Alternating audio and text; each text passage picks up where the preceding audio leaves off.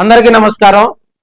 Telugu Desam party YCP ZPTC ఎన్నికలు ఒంటమిట్ట పులివెందుల కాన్స్టిట్యున్సీలో జరుగుతున్నటువంటి ఆ జడ్పీటీసీ ఎన్నికల్లో తమ సత్తా చాటుకునేందుకు కూడా ఊళ్ళూరుతున్నటువంటి సందర్భాలు చూస్తూ ఉన్నాం.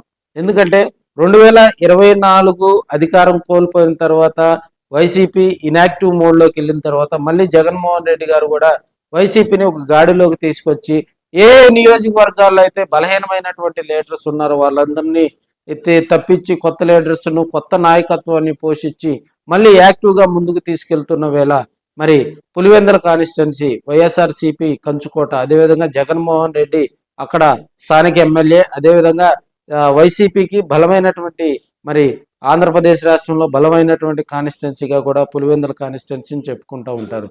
అయితే అక్కడ జడ్పీటీసీ స్థానాన్ని కైవసం చేసుకునేందుకు తెలుగుదేశం పార్టీ ఊళ్ళూరుతున్నటువంటి సందర్భాలు, మరి అక్కడ మొన్న జరిగినటువంటి గొడవలు, మొన్న జరిగినటువంటి ఇబ్బందికర పరిస్థితులు, ఒకరి మీద ఒకరు దాడులకు చేసుకోవటం, మరి పోలీసులు రంగ ప్రవేశం చేసి విమర్శలు చేసుకోవటం, పోలీసుల మీద వైసీపీ అధిష్టానం కూడా విమర్శలు చేసే స్థాయికి వెళ్ళిందంటే పులివెందుల్లో జరిగేటువంటి జడ్పీటీసీ ఎన్నికకు ఎంత ప్రాధాన్యత సంతరించుకుందో ఒకసారి మనందరం కూడా చర్చించుకోవచ్చు. అదేవిధంగా ఒంటిమిట్ట జడ్పీటీసీ, సో జడ్పీటీసీలో ఏ విధంగా అయినా కూడా కైవసం చేసుకోవాలని తెలుగుదేశం పార్టీ అధినాయకత్వం, కూటమి అధినాయకత్వం, మంత్రులు అందరూ కూడా ఇప్పటికే అక్కడ తిష్ట వేసినట్టు తెలుస్తూ ఉంది. అదేవిధంగా ఓటర్లను తమ వైపు ప్రసన్నం చేసుకునేందుకు అటు తెలుగుదేశం పార్టీ ఇటు వైసీపీ మరి ప్రయత్నాలు జోరుగా చేస్తున్నాయి. ప్రచారం ముమ్మరంగా సాగుతున్న వేళ మరోవైపు జడ్పీటీసీ స్థానానికి కూడా ఇప్పటికే అనేక హామీలు ఇస్తున్నటువంటి సందర్భాలు మనం చూస్తూ ఉన్నాం.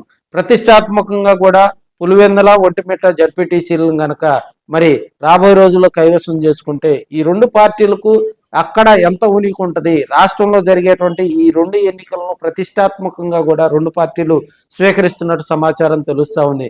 పులివెందుల వైపు మాత్రం రాష్ట్రం మొత్తం కూడా పులివెందుల జడ్పీటీసీ ఎన్నిక వైపే చూస్తున్నటువంటి సందర్భాలు, అక్కడ జరుగుతున్నటువంటి ఘర్షణలు, అదేవిధంగా అక్కడ ఫ్లెక్సీల రాజ్యాంగం, అదేవిధంగా అక్కడ ఫ్లెక్సీల రాజకీయం, ఒకరి మీద ఒకరు కయ్యానికి కాలు దూకున్నటువంటి సందర్భాలు, ఇవన్నీ వెరసి రేపు జరగబోయేటువంటి పులివెందుల జడ్పీటీసీ ఎన్నికకి సంబంధించి కూడా అక్కడ ఉన్నటువంటి నాయకులు, అటు వైసీపీ కానీ ఇటు తెలుగుదేశం పార్టీ నాయకులందరూ కూడా అక్కడ తిష్ట వేసి మరి ఆ స్థానాన్ని కైవసం చేసేందుకు కూడా వాళ్ళు ఉవ్విళ్ళూరుతున్నటువంటి సందర్భాలు మనం చూస్తూ ఉన్నాం.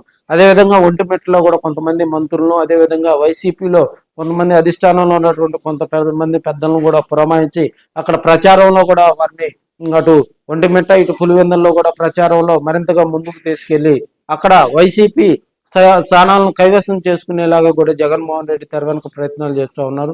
అయితే ఈ ఎన్నికల్లో తెలుగుదేశం పార్టీ కూడా ప్రతిష్టాత్మకంగా తీసుకుంది. ఇప్పటికే కొంతమంది మంత్రులకు కూడా అక్కడ దిశానిర్దేశం చేయడం జరిగింది.